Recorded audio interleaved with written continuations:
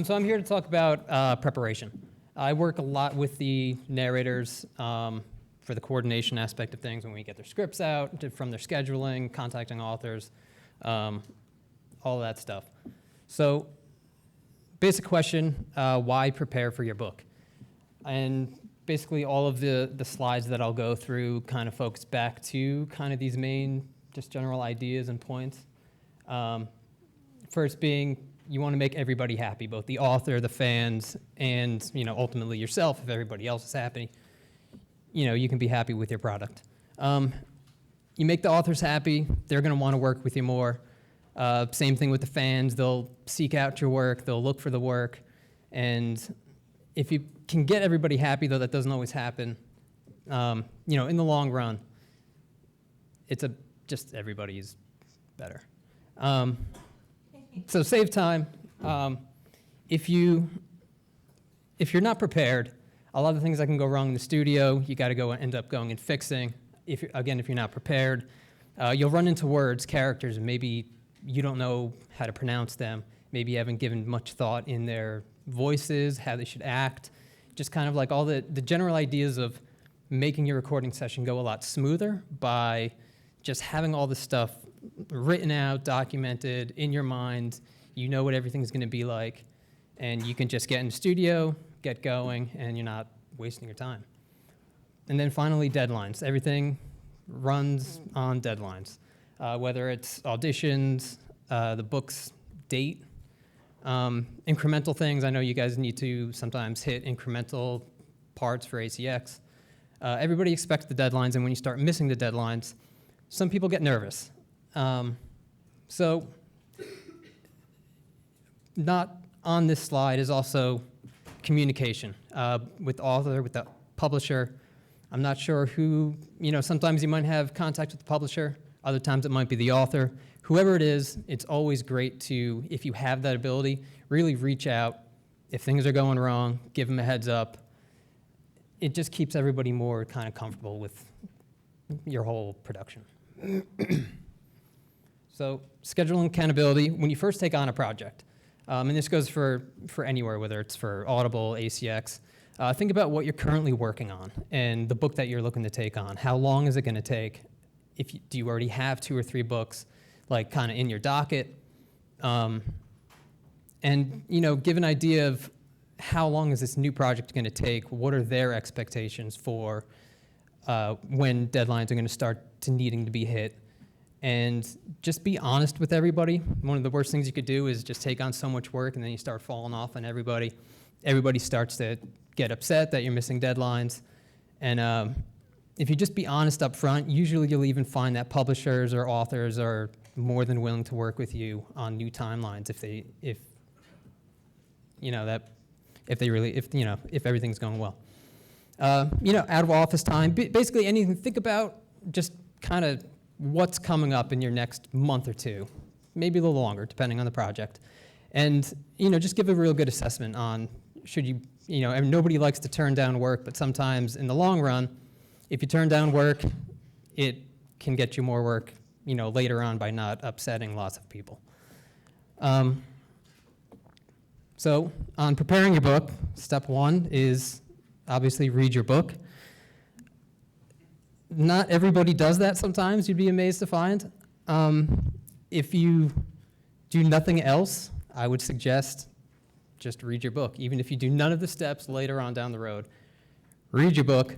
You'll be a lot happier, both, not even just for yourself, because it happens, it's been in the studio. I've been in the studio when I used to do more recording, and you get to 3/4 through the book and you hit some character, and all of a sudden, there's like the one line where maybe the guy's Irish and you had no idea. You've recorded all of his voices, and after minutes of lots of cursing and throwing things, you finally realize that I now have to correct all this person's dialogue, and that's really no fun for anybody. It's not fun for you. You don't want to spend all your time going back, fixing all that. And, it's a hassle, but you got to do it. So if you read your book, hopefully you catch, most of those issues. Now, when you're going through your book, pronunciation, it's always a key thing. make a list. If you're using like an annotation program, you can make your notes in the margins or whatever you might happen to be doing. But anything that you don't know, it's always handy to just make a list of things that you're going to research later. So you can read through your book, and then you're kind of just pulling out the words while still going, through your book. And in the end, you'll have like a list of things that you want, that you need to look up. Even if you're 50-50 on something. It's happened before. Somebody's like, well, I've heard this word before. I'm pretty sure, this is how it's supposed to be said. And then it comes back from the editor, and you have to like read, maybe it was a common word in the book, and you got to do 300, 400 corrections. And again, you're back into that point where if you just read, set aside that time and really were thorough with your research, you're just going to be happier in the end, not having to redo all of that. With that, make notes of your characters. Not so much in a nonfiction book, doesn't really matter too much, but if you're doing, a fictional title, lots of characters, it's good not even to, when you're thinking about your characters, to kind of make a fit for them. How are they going to act? What are the voices going to be like? Are they going to have accents? Are they not going to have accents? And not only is it helpful for your own mind, but then you're going through the book. If it's a long book especially, it's going to be maybe several days worth of recording. By the time you get to the third day, the fourth day, the fifth day, you may if the person only popped up once earlier in, maybe day one, here you are on day 5 and the person comes back, you can go back and look, pull up that audio and listen to it again. And, we do that. Some narrators like to hear themselves again to really get it down. But, a lot of people just, if you make yourself a good note to where you can just read that quick note when you're there in the text, and it can just clicks on, oh yeah, this is what I did for that character, you can just keep going. Again, saves you time, more efficient, then you can make sure you get consistent characters throughout your book, regardless of whether it's day 1, day 5, 6, you could just keep going on with it. And then kind of a third list, whether you want to, everybody's different in how they want to set up their research and all that, but a fictional word list is good, especially, fiction pieces, and you have that author contacts. Pull those words out, because a lot of times, especially if the author has a lot of fans and they have a rabid fan base, being able to confirm these words, they have sometimes their own little world that everybody knows, nobody outside maybe that world knows how these things are actually pronounced. And if you're going in there and kind of doing on your own thing, you haven't consulted with the author, people will get angry with you on, once the book is released, you'll hear it. So nobody really wants that. So on with contacting your author. Even if it's a basic nonfiction book, you don't really have much to say, you understand the concept really well, there's nothing really outstanding that you really want to clarify with them. If you have the ability, we ask all of our narrators to reach out. We usually have either the publisher's contact or the author's direct contact, and we have everybody reach out unless we're told explicitly not to. If you have that ability, absolutely do it. Even if you have nothing to ask them, reach out to them. They may have something that you didn't even think of. Maybe, there could be a certain way they want maybe a chapter to sound, or it could, anything that you didn't think of. And if not, a lot of them are just happy, hey, my narrator reached out, they showed me the respect and courtesy for, to reach out to me. And, it helps that relationship between author, publisher, narrator, and just keeps everybody being happy. Phone calls are great. You don't have to do it. We don't mandate anybody do it, but a lot of our narrators that I've talked to, they'll schedule a phone call or even a Skype, like video chat. It helps a lot, especially if you got a lot of weird words to pronounce, or maybe things that maybe are outside of your language, and it's good to get that audible, phonetic, if you start asking these words and they can read them off to you. And even if you have the ability to have them, record those snippets, and you can save those snippets later on. So when you're in the studio and you can't quite remember how that's supposed to be, and, the phonetic's not really helping you, you can just pull up the way that the author said it, that they may know, correctly how to say it, and it'll help you out tremendously. And, when you're talking to the author, that's the great time to the fictional word list. Have them get, you can have them say it if you talk to them, or, just get the phonetics from them. A lot of people do all that. And then if you want to run your character choices by them, sometimes you might have an idea, maybe you got a certain feel for a character while reading through the book, and they have something completely different. It helps to talk about, maybe, it doesn't mean that you necessarily have to go with what they're thinking, but if maybe after they tell you that, this has always been my idea for this character, maybe it will make sense and that will actually click with you, and hey, that's an actual good idea, you end up going with it. And, again, nonfiction stuff, they're usually a really great source for proper name pronunciation stuff, especially if it's when you get back to historical things and maybe it's hard to find certain pronunciations. Sometimes they know it, so it's great to ask them, and you might be surprised with they just saved you a lot of time and headache trying to find pronunciations for, locations or people, and, it'll save you a lot of time. Time management. I don't know how many people do a lot of their own editing. That's always the biggest time drain on a production. Recording, average 2 to 1. Some people faster, some people are slower. Once you get in the studio, though, if you're well prepared, the average narrator takes them about 2 hours in the studio to do an hour of finished punch recording. Usually get better as you go on, but then you get to the editing.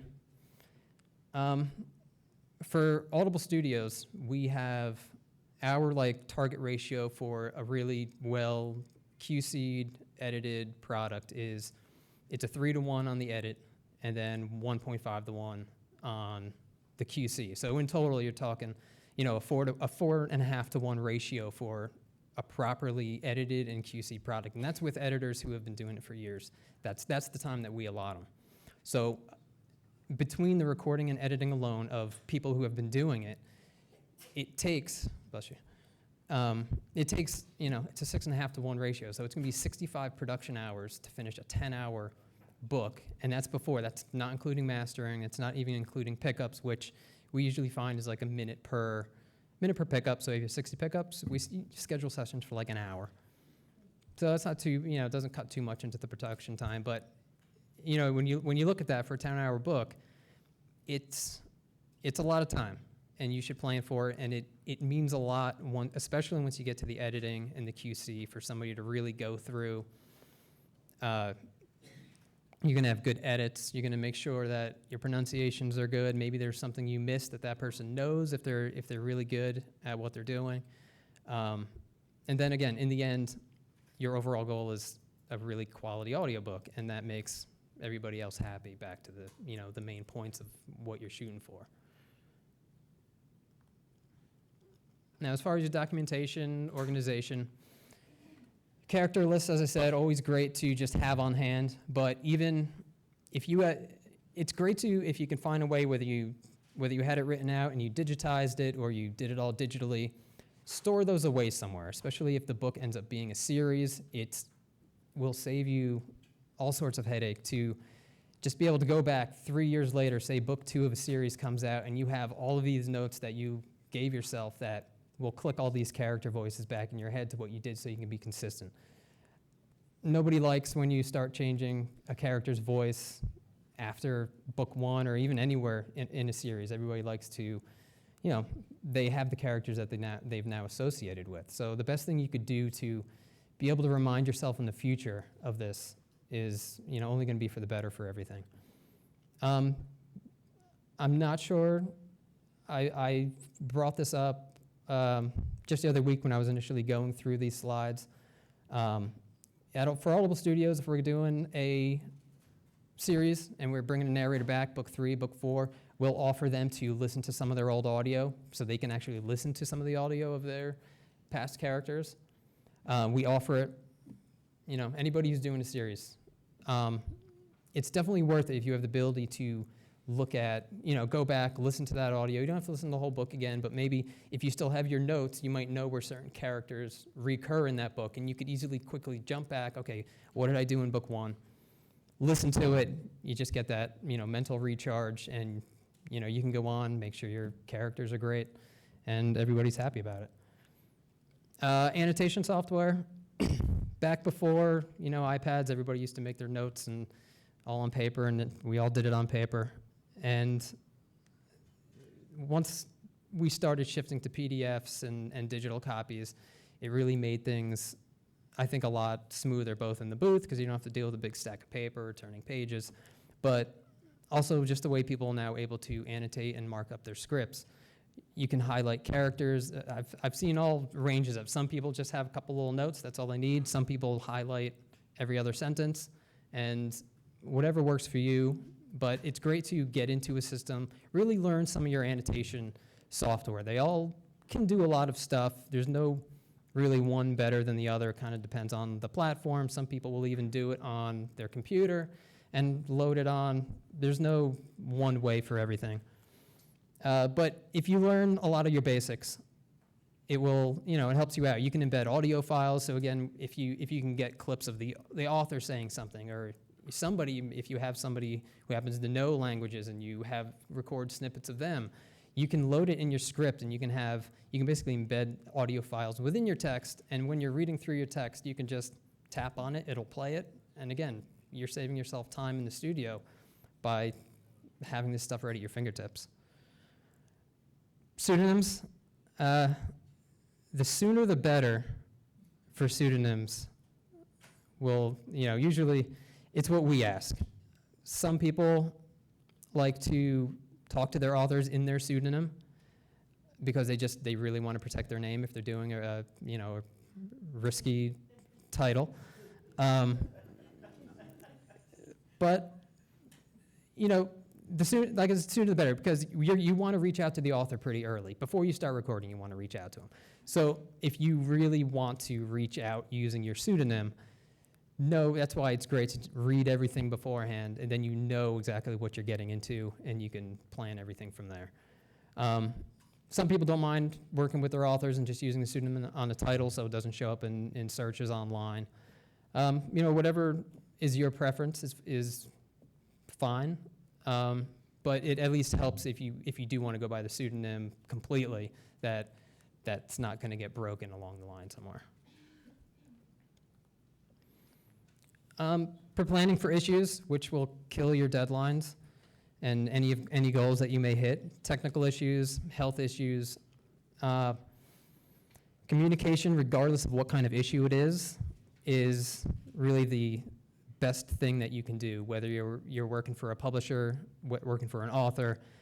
If you run into an issue, let them know right away, because whether they have expectations of a certain goal being met, we've found that usually they're fine. If you think you're definitely going to miss a deadline, they're usually fine to adjust. If you've been coordinating with them, everybody's getting along and everything, they're willing to work with you a lot, we've found, to just make sure things get hit. But the last thing anybody wants to do is you're 2 or 3 weeks past maybe something that they expected, a deadline, whether it's to listen or final audio, and it's not there, they can't get in touch with you, you're totally radio silenced because you're all nervous and you don't want to upset anybody.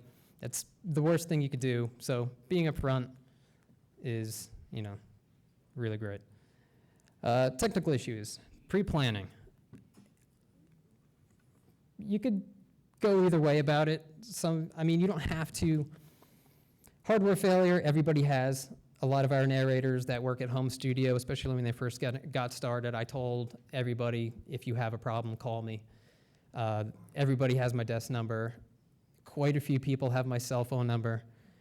I would get calls weekends or nights.